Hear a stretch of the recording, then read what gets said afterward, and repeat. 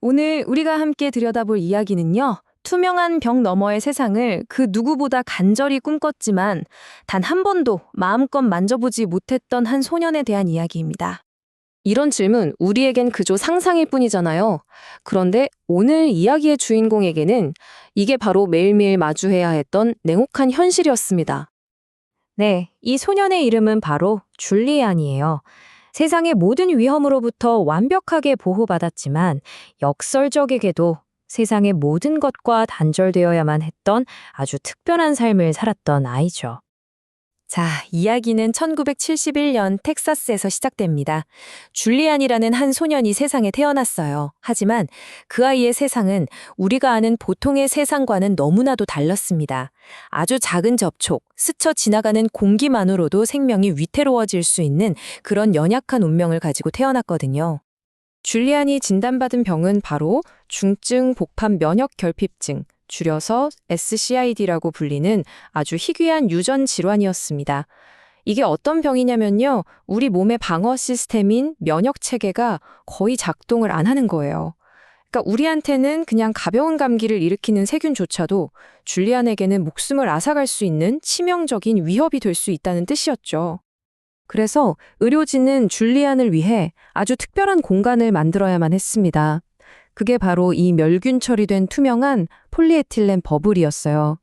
어찌 보면 이게 그를 세상과 단절시키는 감옥처럼 보일 수도 있겠지만 사실은 보이지 않는 수많은 위험으로부터 이 아이를 지켜주는 유일한 단 하나의 성이었던 거죠. 자, 그럼 이렇게 완벽하게 고립된 공간 안에서 줄리안의 삶은 어땠을까요? 마냥 슬프고 외롭기만 했을까요? 놀랍게도 말이죠. 그 작은 세상은 교감과 꿈으로 가득 차 있었습니다. 물론 버블 안은 안전했지만 동시에 외로운 공간이었죠. 줄리아는 책을 창문 삼아서 바깥 세상을 배웠어요. 책 속에서 자전거를 타는 아이들, 풀밭을 신나게 뛰어노는 강아지를 보면서 단 한 번도 직접 만져보지 못한 그 평범한 일상들을 상상하며 꿈을 키워나갔습니다. 상상해보세요. 빗방울이 내 피부에 닿는 그 느낌, 흙냄새, 방금 깎은 풀에서 나는 상쾌한 향기. 우리에게는 너무나도 당연해서 생각조차 잘 안 하는 이런 감각들이 줄리안에게는 평생의 가장 간절한 소원이었습니다. 그야말로 평범함이라는 기적을 갈망했던 거죠. 줄리안의 삶에서 가장 큰 아이러니, 가장 가슴 아픈 지점이 바로 여기였어요. 세상에서 그 누구보다 사랑하는 가족들이 바로 곁에 있는데 그들을 따뜻하게 온전히 안아볼 수가 없다는 사실, 바로 그거였습니다.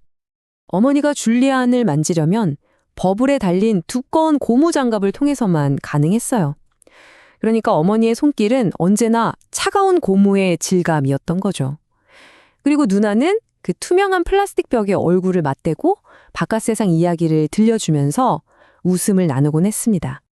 그런데 바로 그때 줄리안에게 아주 잠시나마 자유의 맛을 선물해줄 정말 특별한 선물이 도착합니다. 놀랍게도 그 선물은 바로 나사에서 온 거였어요. 네, 바로 그 우주항공국 나사요. 우주비행사들을 위해 개발했던 기술을 응용해서 오직 줄리안 한 사람만을 위한 작은 우주복을 만들어준 겁니다. 이 우주복은 긴 호스로 공기 정화 장치에 연결되어 있었고 덕분에 줄리안은 생애 처음으로 자신의 투명한 성 밖으로 걸어 나올 수 있게 되었습니다. 그리고 생애 처음으로 어머니의 품에 안겼습니다. 비록 두꺼운 우주복이 그들 사이를 가로막고 있었지만 줄리안은 분명히 느낄 수 있었어요. 자신을 꼭 껴안은 어머니의 따뜻한 심장 박동을요. 이렇게 잠깐의 외출도 너무나 큰 기쁨이었지만 가족들은 당연히 영구적인 해결책을 간절히 바랐습니다. 그리고 마침내 발전하는 의학 기술이 한 줄기 희망의 빛을 비춰줬습니다. 그건 바로 누나 엘레나의 골수를 이식해서 줄리안의 몸이 스스로 새로운 면역 체계를 만들도록 돕는 방법이었죠. 이 수술만 성공한다면 저 투명한 성벽을 영원히 허물고 줄리안이 우리처럼 평범한 공기를 마음껏 마시며 살 수 있게 될지도 모르는 정말 마지막 기회였습니다. 하지만 이 수술은 엄청난 위험을 감수해야 했고 그 결과는 정말 아무도 예측할 수 없는 상황이었습니다. 수술 직후 잠시 동안은 정말 모든 기도가 이루어진 것처럼 보였습니다. 하지만 운명은 너무나 가혹했습니다. 누나의 골수 속에 숨어 있던 당시 기술로는 미처 발견할 수 없었던 엡스타인 바 바이러스라는 복병이 이식으로 인해 약해진 줄리안의 몸을 공격하기 시작한 겁니다. 희망은 순식간에 절망으로 바뀌었습니다. 결국 줄리안은 다시 그의 그 보불 안으로 돌아가야 했습니다. 그런데 이렇게 절망적인 상황 속에서도 줄리안의 눈에는 원망이나 두려움 대신 자기가 얼마나 큰 사랑을 받았는지를 아는 듯한 그런 평온함이 담겨 있었다고 해요. 그리고 그의 마지막 순간이 다가왔을 때 의료진은 한 가지 결정을 내립니다. 버블을 열기로 한 거죠. 더 이상 그 투명한 장벽은 아무 의미가 없었으니까요. 그리고 12년 만에 처음으로 그 어떤 방해물도 없이 어머니의 맨손이 아들의 뺨에 닿았습니다. 하지만 여러분, 줄리안의 이야기는 그의 죽음으로 끝나지 않습니다. 사실은 바로 여기서부터 그가 남긴 위대한 유산에 대한 이야기가 시작됩니다. 줄리안은 고작 12년을 살았습니다.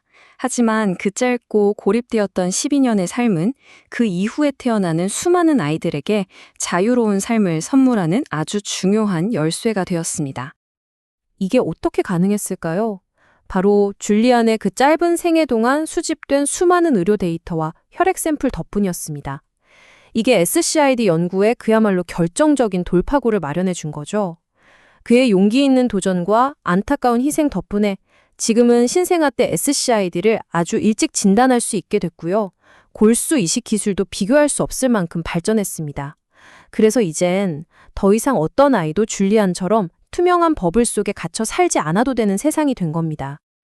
자, 이 이야기가 우리에게 남기는 의미는 뭘까요? 그건 바로 불가능해 보이는 역경 속에서도 사랑과 용기로 살아낸 한 사람의 짧은 생명이 어떻게 다음 세대, 또 그 다음 세대의 미래 전체를 바꿀 수 있는지를 생생하게 보여주기 때문일 겁니다.